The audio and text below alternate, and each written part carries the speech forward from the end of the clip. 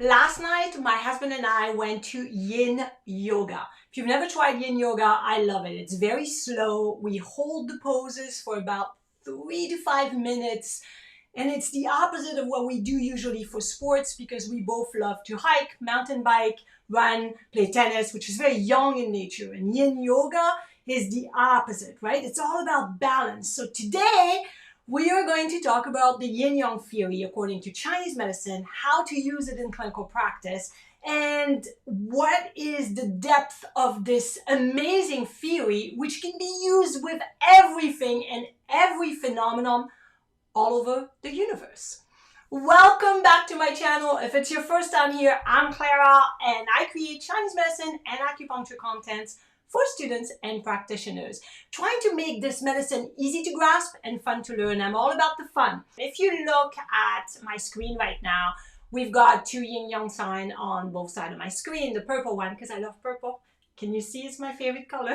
If you followed me for a while, you probably know my two favorite things. My favorite point is stomach 40, and my favorite color is purple. So here we go. You know, not that you need to know, but I figure I share.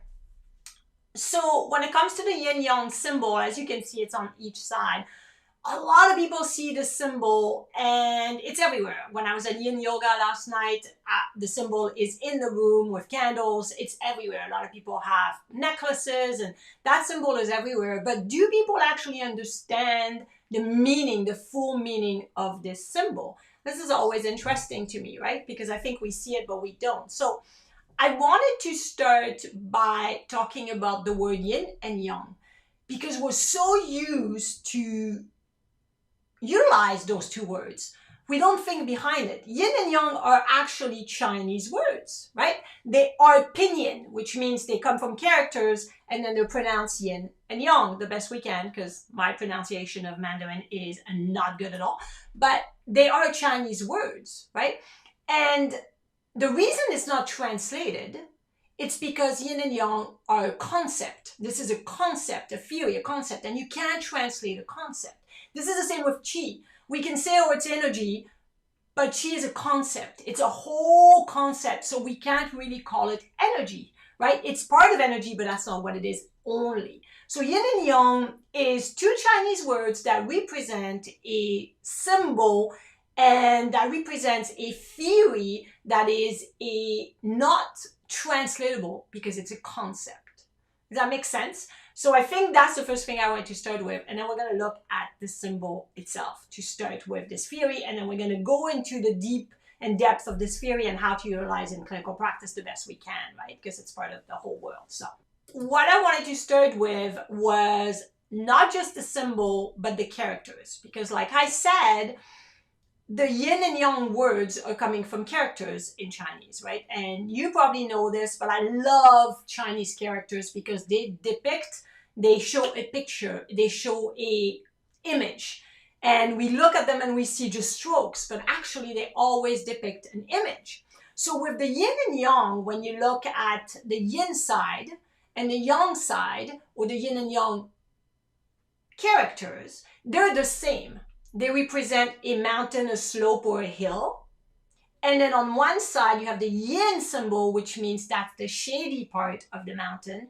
And then on the other side, you have the yang symbol, which represents the sunny part of the mountain, right? So yin and yang represent the light and dark, or the shade and the sunny part, right? So it kind of shows, the character shows you that they are light and dark. And the symbol is often represented with like black and white, and it's light and dark, right? So that's the character to me represents really what the basic of the symbol is. Now let's look at the symbol itself. Again, if you have questions, put them in the chat and I'll try my best to answer them because I want to make sure I value you guys showing up on this live because I don't know what time is it, but I know in India it's 1:30 in the morning. So kudos for being here, people. For people that are there in the middle of the night, I'm just impressed, you guys. That's the love of TCM, right? So the symbol itself, the yin yang symbol, when you look at it, it's called the higher supreme, the Taiji, or it's basically representing the whole universe. Every phenomenon, everything that happens depends on the balance of yin and yang. And the symbol shows exactly what yin and yang is about. First, it shows that there's two sides. They kind of look opposite, black and white, right? It shows little seeds within each side, right? You have the little black within the white and then vice versa. So it shows that there is a little seed, which means nothing is totally yin or nothing is totally yang. It also shows that they're part of a whole. They kind of assemble like a puzzle, right? Together, we put them together and they become a whole, which means they can't live without the other. It's a balance between the two, right? So the symbol itself represents everything that we're going to discuss today and how they figure this whole Yin Yang theory, which starts from the I Ching or I Ching, or I never know how to pronounce that, but it's I Ching book, which was 700 BC, which started talking about yin and yang, specifically the bagua or the trigrams, which represent yin and yang with a full line or broken line. If you've never heard of the I Ching or I Ching in English, check it out because it's really the basics of Yin Yang theory. Okay, cool. Let's continue that. Okay, so let's start with, yes, Arifa, it's all about balance. You're absolutely right. So let's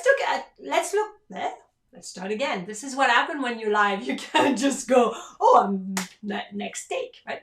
Let's start with how do we look at the yin yang, right? So hand pink waving, hi. So when we look at the yin and yang, we have to think, first of all, that everything pertains to yin or yang in relationship to something else. For example, I would not compare an orange with a table. They have nothing in common. There's nothing to compare, right? It's always when we look at two different entities. But nothing is yin and nothing is yang. Nothing. Which is quite interesting that way, right? It just depends on what you compare it to. So in this one, I'm going to look at the example of water. Water is neither yin, neither yang. Now, if you compare water to steam, because steam is warmer, and anything that's warmer is more yang, then if you compare it to steam, water is yin, but steam is yang. So now water is yin compared to steam. However, if we compare water to ice, because ice is more yin in nature, anything that's colder is more yin in nature. If you compare water to ice, now water is yang and ice is yin. So see how water can be yin and yang depending what we compare it to. I think it's the same in personality. You know, when I teach and I have a lot of students, some students are more extroverted, some people are more introverted, right? So if I compare myself to my husband, I am introverted. I know most people think, what? Because he's very on fire. Like he's full of energy. He's really young compared to me. I'm much more yin compared to him. However, I would be young compared to a friend of mine who's very shy, very introverted, very quiet, very calm. So now I'm becoming young compared to her, right? So nothing is yin or yang. We understand that. It always depends on what we compare it to. I love that because I think it really represents what yin and yang is about, right? And it's the same when we look at it if we compare the weather in different cities. So I took some cities in Africa and in Europe because it made sense to me because I'm from France. So, you know. So when we look at yin and yang, they are opposite, right? Night is opposite of day. Winter is opposite of summer, right? You look at opposition. And right and left, above and below, right? Opposition front and back. This is always an opposition, but it's relative, right? To what you compare it to. So if I look at the weather in Paris, for example, and it's raining and it's, you know, kind of cool, it is going to be more yin than if I compare it to Madrid, because Madrid is going to be probably warmer than Paris because it's a bit more south. So, you know, it might be right now in Paris, it might be 12, and in Madrid, it's about 19 to 20. So that makes Madrid yang, Paris yin. However, if now I compare Madrid to Cairo in Egypt, maybe in Egypt right now it's 28, 30 degrees, and in Madrid it's only 19 degrees. So now Madrid is yin and Cairo is yang, right? It's always what we compare it to. It's very simple to always do that in that perspective, right? So looking at hold on, let's start that. Looking at the Yin Yang Theory from the beginning, how did they decide to take yin and make it dark, the moon, and yang, the sun, and the day, right? How did they pick a side? Well, what happened is, most of this is always trial and errors. And farmers decided that there was a time during the day where they were very active. And then during the night, they were resting. So they associated nighttime with rest, with dark, right? And then they associated daytime with activity, with sun. So that's how it started it all, right? So you could see the sun is going to be yang, and so is, if we compare it to the moon, that's yin, dark and light, right, of the day. And then summer is more hot. So anything that's more active, that's more energetic, it's going to be more yang. Anything that's more dark, that's more cold, that's more rest, which means quiet time, right? That is more yin. So it's looking at two different kind of things, fire and water, upward and downward. Because fire is warm, so it's more yang, and it goes up. So upward is yang. Water is more yin, and it goes down. So down or downward is yin. Makes sense, right? So I think Tachi or Tachi says, great content and amazing channel. Thank you so much. I love that. Thank you. So that makes it simple when we look at opposition, right? So the opposite is pretty simple. I think to me, it makes a lot of sense. Sometimes when I teach, I'm always thinking, okay, how can I make sense to this so we remember, right? Because if I ask you, okay, well, winter and summer, which one is yin, which one is yang, it should be automatic. Well, summer is warmer. However, we're going to talk about this in a second, is the interdependence, right? So one cannot exist without the other. There would be no day without night, right? There would be no summer without winter. And I want to always remind people that often people will tell me, or students will ask the question, well, okay, so here we are, in Canada. So we have the 4 seasons. So we have day and night. But let's say you are in Alaska or in the North Pole or the South Pole, right? That's not going to be the same. No, it's not. But again, the interconnectivity or the interdependence is the same. The North Pole needs the South Pole. That's always been the case, right? So when you look at people in Alaska in the summer, for example, they have daytime forever, right? It never gets super dark at all. Like it stays 24 hours sunshine. However, in the South Pole, everything is in the dark. Everything is in the dark, right? It's dark for months. And then you reverse it.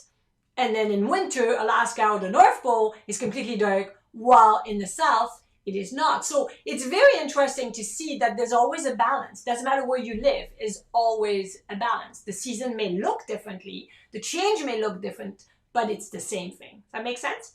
So they obviously depend on each other, right? That makes sense. Matter and energy. So energy is yang because it's movement. Matter is yin because it's structure. It's a matter, right? It's just what we're going to look at in comparison. But they can't live without each other. It's like physiology and anatomy. We have our anatomy, which is yin, right? So our structure. And physiology is how all this anatomy is working to be able to have this beautiful, healthy body that we have been given, right? So that's yang. The physiology is much more yang because there's lots of movement. The digestive system is functioning and it's going and doing its thing. That's physiology, that's yang. However, it depends on the structure of the organ. Yin, like all the organs that allow this to happen, right? We did the structure. That makes sense? So expansion, contraction, right? Anything that grows and expands is yang. Anything that contracts and comes in is yin, right? So interior is yin, exterior is yang. So the skin and everything that's on the surface of us is more yang compared to the inside of us, like our organs. Make sense? So that's always dependent. When we look at organs, they depend on each other, right? The gallbladder depends on the liver and vice versa. And we're going to talk about those and why they were chosen as yin organ and yang organ, because I get that question all the time as well. looking at the opposition again, right? So front and back. Why is back yang and front yin? Because again, it comes back to the farmers, and when they were outside, they were always bent down, you know, to do whatever they were doing for the farming, and the sun always hit the back first, right? The head and the back was hit by the sun. The sun is very much more yang, right?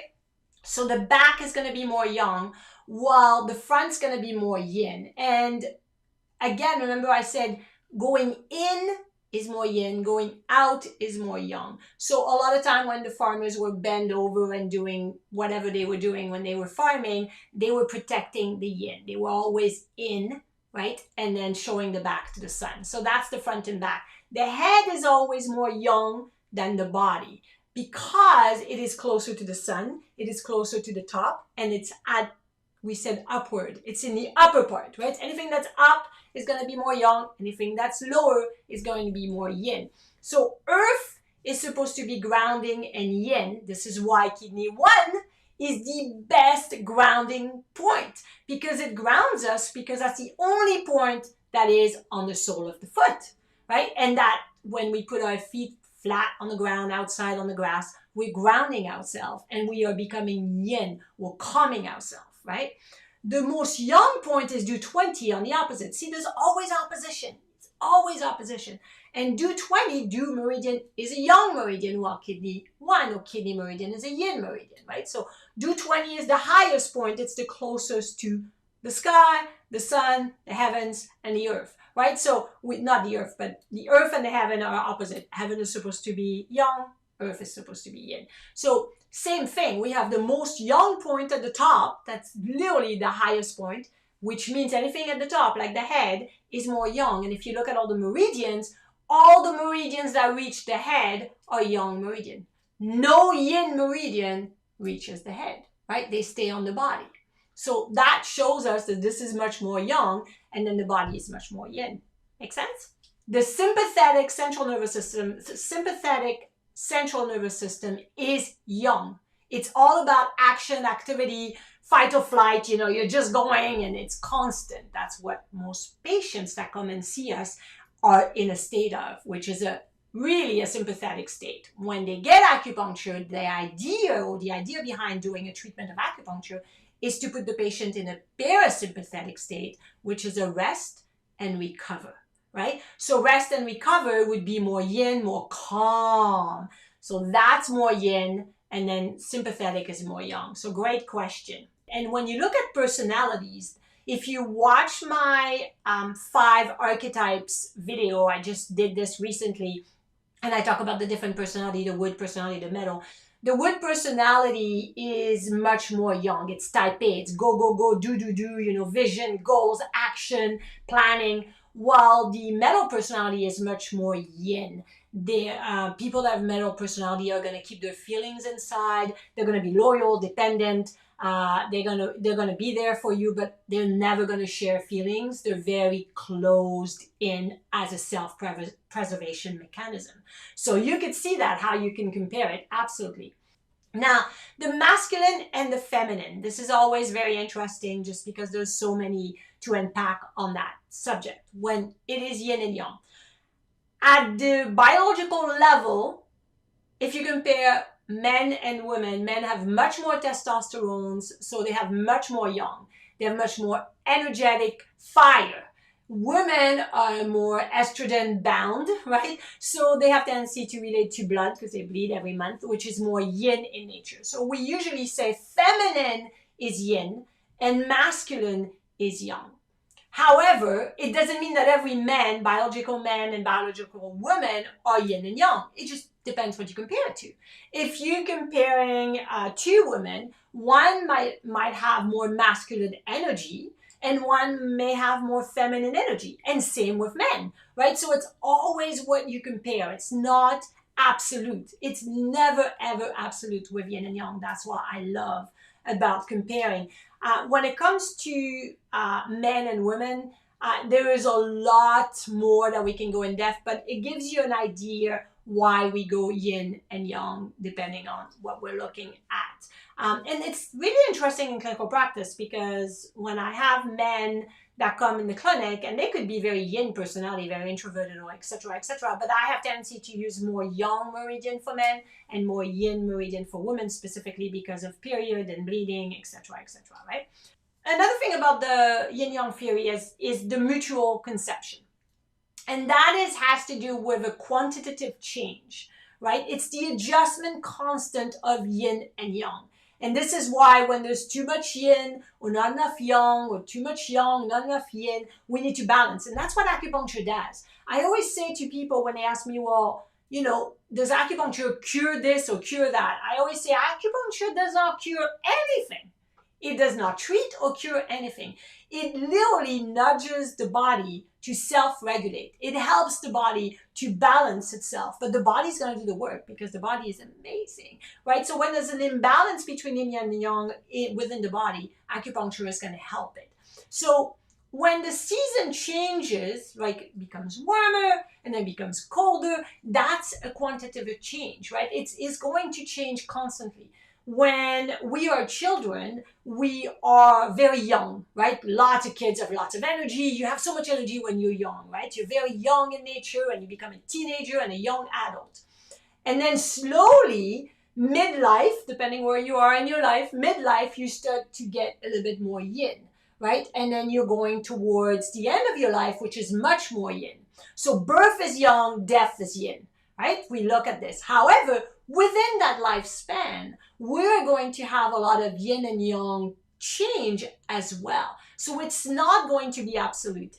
The other part of the yin yang is looking at the intertransformation. So we know winter transform into summer and day transform into night, but it always needs a right amount of change to transform and become something else. So, you know, when we always say, oh, which one came first, the egg or the chicken, right? And so for an egg to hatch, it needs warmth. Otherwise, it's not going to happen. There's always condition that has to be there in order for change to occur. So change can be good, like heat helps the little baby chick come out and hatch, right? So that's a good change. Less good change, this is the yin and yang part of everything, is when we go out and party all night and then the next day we have a hangover and we're laying in bed the whole day. That change was not that great, right? So yin and yang can transform into each other all the time. And it will change, and it could be a good, positive change, or it could be a lesson learned in life, right? But no matter what, change is constant. And that's why the symbol shows that you can constantly rotate between yin and yang, just like day and night. Every single day, it changes, and every single night, it changes. The body is the same. Continuing on the Yin Yang theory is they transform into each other. That is the basic of Yin Yang, right? Like it is really, they transform into each other. And then there's always the seed of Yin within Yang and Yang within Yin. So if you look at today, it's a beautiful sunny day in Vancouver. Yeah, because it rains a lot here. So it's sunny, right? So sun is Yang, but everywhere there's shade, right? You shade of the building, shade of the tree, there's shades everywhere. That's Yin.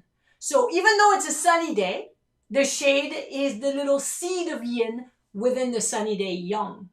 At night, often, I was in Iceland last year. Love Iceland, you guys. It's so beautiful.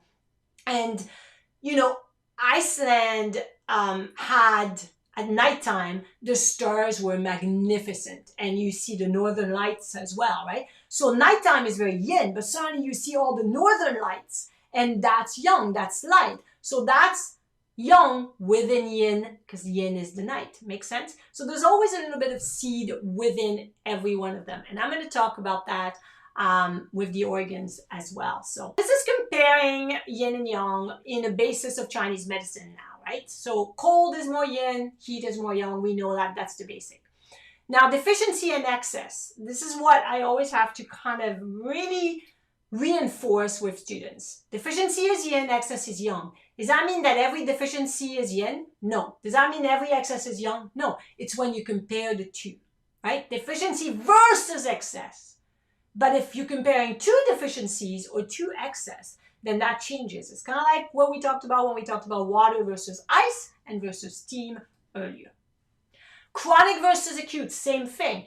Chronic is yin, acute is yang. However, doesn't mean that all chronic disorders are yin or acute or yang, right? It's when you compare the two always. Dampness is definitely more yin in nature because it's sticky, it stops movement. So I always think dryness is more yang because it usually comes from heat, drying everything. Front. All yin meridian are in the front except stomach. All yang meridian are in the back or lateral. So lateral and back is always yang, right? And then front is and medial is always yin. However, the only yang meridian that's in the front is the stomach. And that's a question I get all the time. And I remember when I learned all the meridian, I thought, well, I don't understand. The stomach is supposed to be yang, but it's in the front. Why? Because if you look at the stomach, even though they put it in the yang organs and yang energy and yang meridian, it is very yin in nature. It is in charge of a lot of digestive system, but it's very yin in nature. It's the most yin of all yang organs. It's the most yin of all yang meridian. So it very much, you have to remember that if spleen, for example, is yin, liver is yin, does that mean it's totally yin? No, remember, nothing is totally yin. So for example, spleen energy is yin. However, spleen's function, or one of the functions, is to transform and transport the food to make nutrients. That's a yang energy. That's the digestive system. That's very energetic. That's physiology. However, the spleen is also in charge of producing blood. And blood is very much yin in nature. Producing blood is matter. Yin, matter, energy, right? Difference. Energy is yang, matter is yin. So yin and blood and producing blood, that makes the spleen, it's yin energy. You look at the liver. Liver stores blood. Again, that's yin. You store. Storage is always yin. While it's also in charge, liver, of moving qi. Lots of movement of qi, so we're not tight and tense. That is yang energy. So each organ, even though you compare them to the opposite entity, like spleen and stomach, liver and gallbladder, they are not just yin. They are yin compared to the yang pertaining organ, like liver and gallbladder. But within themselves, they have two things that are going to be yin and yang, or two connection. Make sense? Okay, so this is really what I want to reinforce today, is that nothing is yin, nothing is yang. It's always what you compare it to, and everything has yin and yang within. Make sense? Okay. Okay, so the whole point of yin and yang, or specifically in Chinese medicine, is we want to keep homeostasis or balance. We want to balance everything. We want to keep that fine balance. Balance is always going to move, right? If you've ever seen a scale, if you have a scale with two books on each scale little plate, and they're both the same weight, nothing's going to move. However, if you drop a little piece of paper on one side, suddenly it's going to get out of balance. So it's going to shift, right? There's going to shift that happen. So there's going to be shift all the time. We have stress, we have lifestyle, we have trauma, we have events that happen that are going to put us out of balance. And the idea is to try to get back into this homeostasis or balance of yin and yang as fast as possible. Because if we leave it longer and longer and longer, there's going to be more and more imbalance between the two. And that's going to be taking much longer to repair and to get back into that homeostasis. So that's why it's really important to do preventative medicine. That's what TCM is strong, is preventative medicine, right? We do things to prevent our body to get out of balance as much as we can. And when we do this, we keep the shift smaller. Make sense? So let's look at what happened when we're out of balance, right? That's what we want to do now. If there is an imbalance, four things can happen. Either we have an excess of yang, too much yang, right, in the body, too much energy, too much yang, too much expansion, too much heat, too much. Or we have too much yin, too much cold, too much stagnation, too much yin, excess yin, right? The other two things that can happen is we don't have enough yang. We are depleted in yang. We don't have enough fire in us. It's like the temperature, right? And we feel cold all the time. or we don't have enough yin. Yin is the cold side of it, so it's our cooling system. And sometimes we don't have that cooling system and we feel hot all the time. So that's deficiency of yin. So either we can have excess or deficiency of either yin and yang. So let's look at how or what that looks like. So let's start with excess of yang. If we have too much yang, that means we have too much heat in the body, right? And heat rises, it goes up. So it's very much a yang issue. So it's too big, too much yang, right? So we may feel hot all the time during the day, sweat profusely. We may have high fever if it's acute. If it's chronic, we could have, if it's a lot of heat, right? We could have thirst for cold drink, and we're going to gulp and gulp and gulp for cold drinks. We can have a red tongue, a rapid pulse. We could have red face as well, right? We're going to have anger and emotion that rise, right? The emotion that rise, anger is one of them. It rises, right? And a lot of people, when they get angry, what happens? Their face goes red. Have you seen a child getting very angry and having a temper tantrum? They get so red and they're just like so much heat in the body, right? In general, if there is issue with bowel movement, when there is excess yang or excess heat, there's going to be very smelly stools. When there is smelly stools, there's always excess heat. That's one of the symptoms that we see in that perspective, right?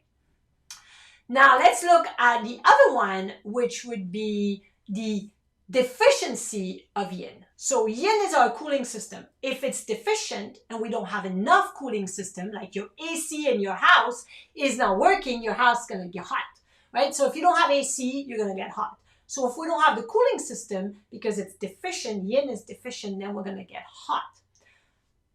While we talked about excess yang, which means we're going to get hot, how do we compare and how we differentiate yin deficiency, not enough cooling system and we feel hot, and yang excess, when we have too much heat and we feel hot?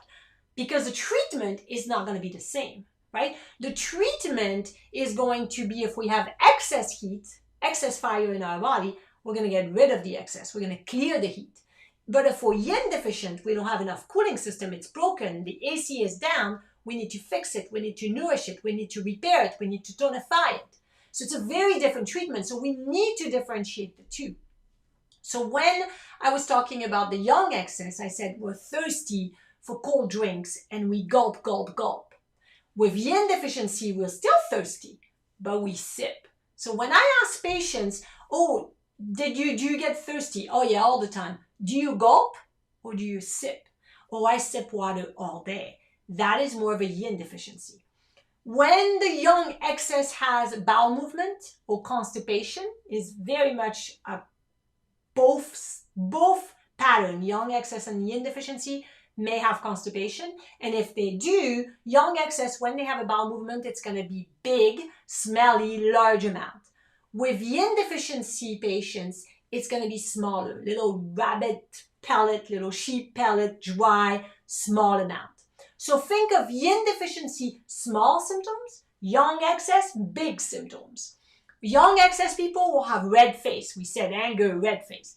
Yin deficiency will have irritability, so not as much as anger, right? It's smaller, and just red cheeks instead of red face. So see, big versus small. That gives you an idea. Now, when it comes to yang excess, we're going to have sweating profuse during the day or easily sweating every time we're hot. With yin deficiency, it only happens at night.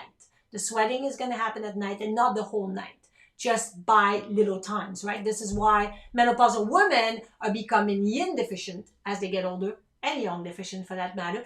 And so they start having night sweat. This is very common in older women specifically, right? So I give you an idea. With yang excess also, there's insomnia, and the person's not going to sleep at all night, like at all, right? Big. Versus small, for yin deficiency, it's more toss and turn. They sleep, they wake up, they sleep, they wake up. So they are getting a little bit of sleep, it's just broken up.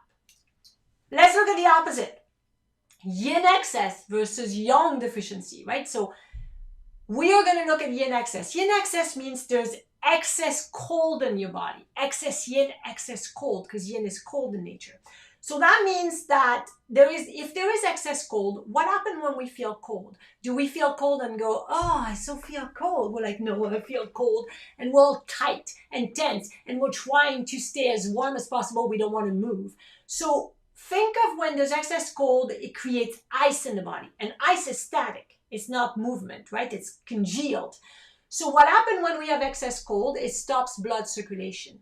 So excess yin always creates not only cold symptoms, but pain, because it stops blood circulation. And when there is blood stasis in TCM, it's always pain, right? That's what blood stasis is. So when we have excess yin, we have pain that is going to be local pain. For example, dysmenorrhea. The pain is on the lower abdominal region. It's very, very, very painful. We have cramps, but if we put a heating pad over it, we start to feel better.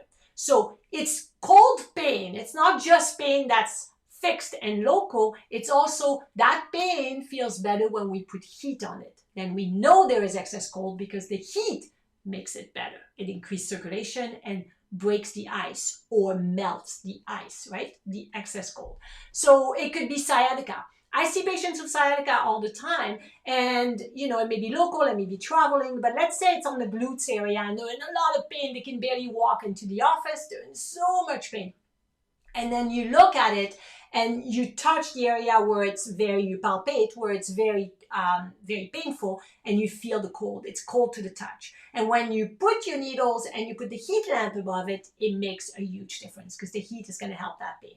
So anything that's Raynaud's disease, Raynaud's is very local. It's the fingers, the tip of the fingers, very cold, right? We want to put heat on it. There's a blood circulation issue. So it's local excess cold. That's what we have to remember. Does that make sense? Okay. 5 center heat is a yin deficiency issue, and it's hot in the palm, the sole, and the chest. That's 5, right? The palm, 2 palms, 2 sole, and the chest. That's 5 center heat, and that's a yin deficiency issue. So let's look at the yang deficiency. Yang is heat. So if we don't have enough heat in the body, we are yang deficient, not enough heat, we're going to feel cold, right? So versus the one earlier, what did we say? We said yin excess, it's cold, but it's local, fixed, and it creates pain. Yang deficiency, the person is cold all over the body. They're the people that want a blanket, they want to be covered up, they love saunas, they love warm food and warm drinks, and they're always cold. Everybody else is sitting in the room going, oh, this is nice. And then they're like, oh my God, they're covered up.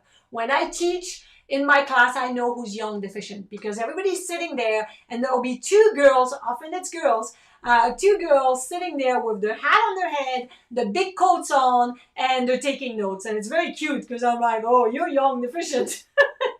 So that's something we see right away, right? The yang deficiency, the person is cold all over. Because they have no fire, they have no libido.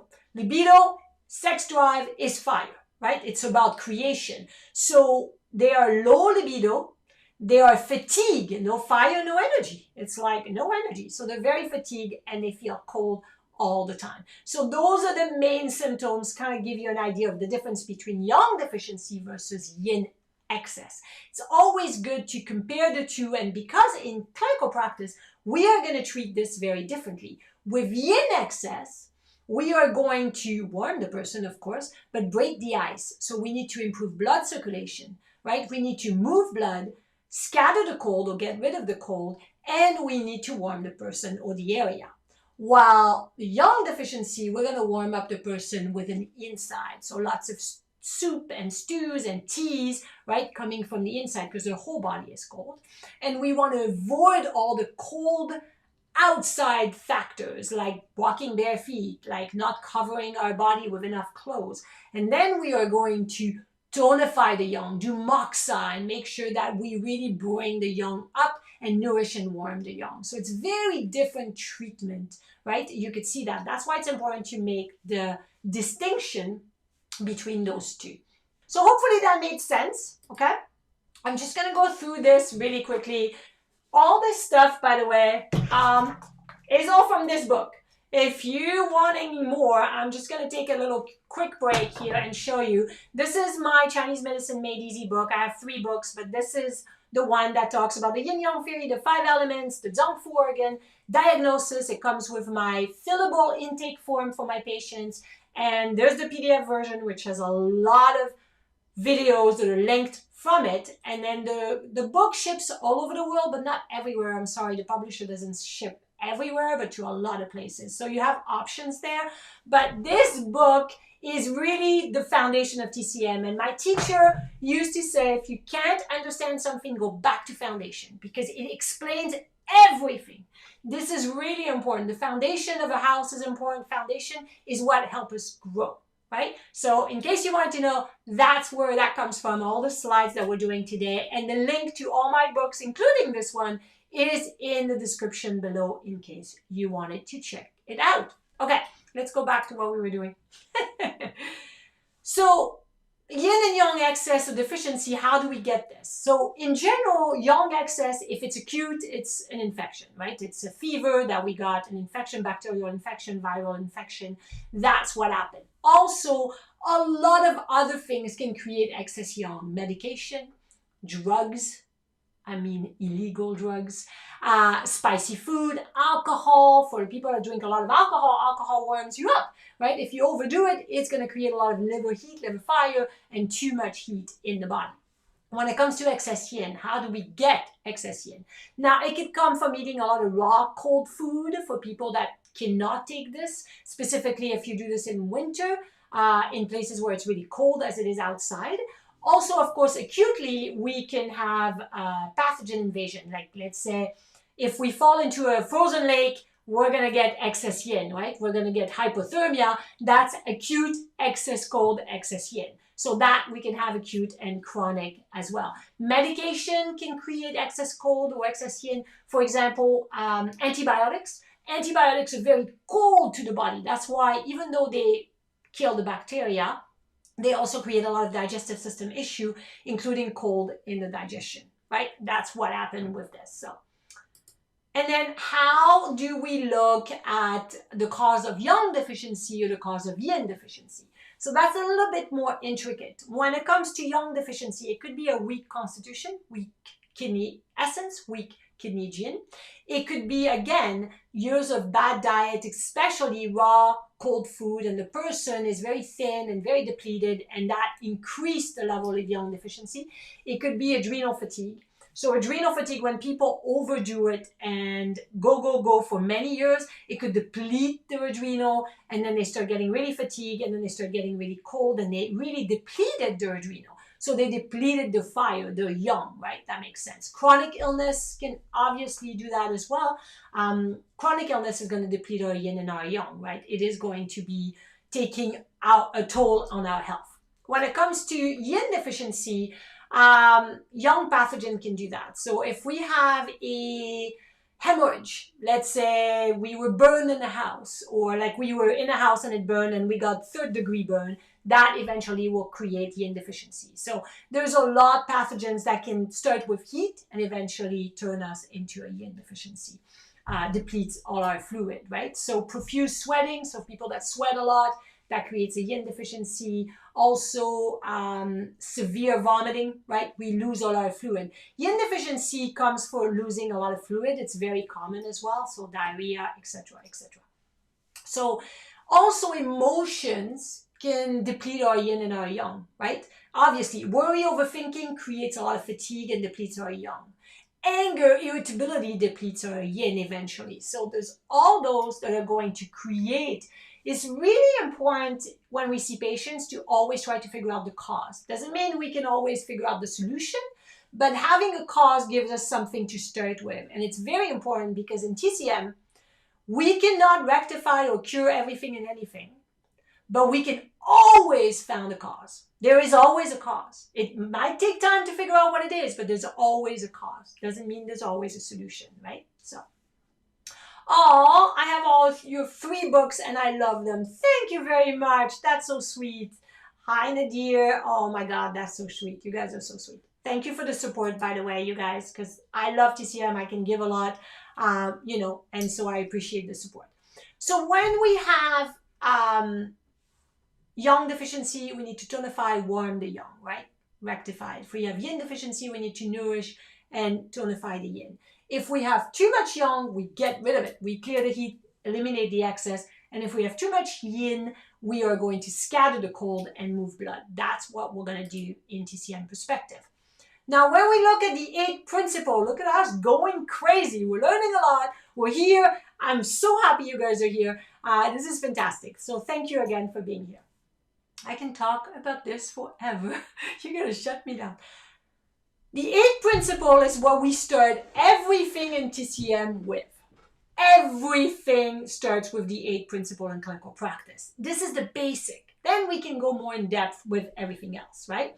So the 8 principles are yin and yang, excess deficiency, right? Cold and hot, and internal versus external. Okay? So those are, we compare all 8 of them. So the idea is 6 entity, like external, internal, cold and hot, deficiency and excess, are going to determine if the problem is more yin or if the problem is more yang. For example, if someone comes in and you think they're very deficient, very weak, very deficient, so you think, oh, this is a yin issue, right? And it is internal, meaning the deficiency comes from spleen Qi deficiency or spleen blood deficiency. So that again, it's internal, it means it's yin. And then the deficiency is yin, right? And this person is always cold, that's yin. So this is a yin problem for sure. However, let's say that a person comes in and the problem is external. They have skin issue, like psoriasis. It's a chronic issue. They have psoriasis on their skin. So that is external. And so that's more yang. However, this is chronic issue and it's coming from a deficiency according to your diagnosis. And so now becomes yin. However, the psoriasis gets worse with heat. And you could see that there's a lot of excess heat, or not excess heat, but heat exacerbated. So that's more yang. So there's 2 yang, heat and external, and there's 1 yin, which comes from a deficiency, maybe a yin deficiency. So now the problem is more yang. Make sense? So that's how we are going to look at the 8 principle. Sherman say, peace and blessing. Thank you so much for being a master teacher and sharing your wisdom. I gotta go and practice in clinical. You go to school. You go to practice. Thank you for coming. You can watch the end on the replay. I really appreciate that. Thank you, Sherman. Okay. And then the last thing I wanted to talk about is, again, whatever we could compare it to, right? Deficiency and excess, when we look at the 8 principle. The length of a disease, if it's been there for a long time, versus if it's, oh my, of course I'm gonna get a call. I get a call in the middle of my live. I thought I turned my phone off. I'm sorry, you guys. Okay. So the length of disease is, if it's a long disease, it's a deficiency versus if it's a short disease, right? Something that's been there for not a long time. It's the same with acute and chronic. Chronic is more yin, acute is more yang, if we compare the two. Someone that's very weak, you know, they walk into your clinic and then they just walk slowly. Their voice is very weak. They have no energy. They sigh. They sit there all hunched over. That is very much yin. Compared to someone that walks into your office and they have lots of energy. They're very loud and they make a lot of gesture.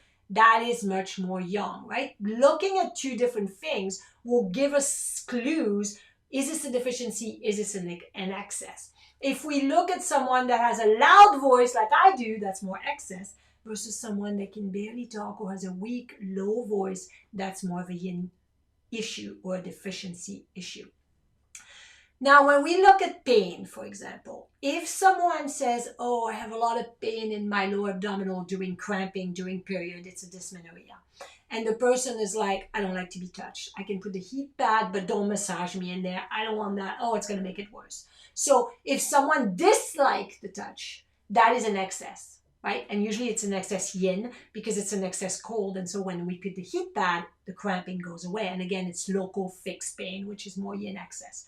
But if the person loves the massage, they want to be massaged, they're like, oh, I feel so good. That's often a deficiency. Okay, so looking at those symptoms, that's the question we want to ask patients to figure out, is this an excess or deficiency?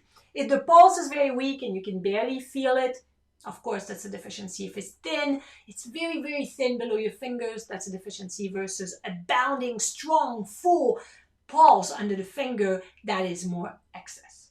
I'm so happy you guys came in today. I wanted to look at the Yin and Yang theory because I think it's such an important basic theory about everything that we do in clinical practice. And next week we'll do the 5-element theory, which is my favorite theory. So I hope you come in because that's the best. I think it's so useful in clinical practice. If you want more, go to my website, acuproacademy.com. I got tons of resources, you guys. I have so much on there, lots of free PDF, lots of case studies, lots of videos. Everything is in there. All my courses, my books are there too, of course, but so much free resource. Make sure you take advantage of it because I have a lot of content there that can support you and help you understand this medicine better. So I'm sure you can connect with me on social media as well. I'm everywhere. If you look at AcuPro Academy, I'm on Instagram, Facebook, Pinterest even, TikTok, all those things. It's just repurposing so people get to learn and see how amazing Chinese medicine is. Bye, you guys. I gotta go. Have a fantastic day. And no matter what, you know it. Keep rocking it using TCM.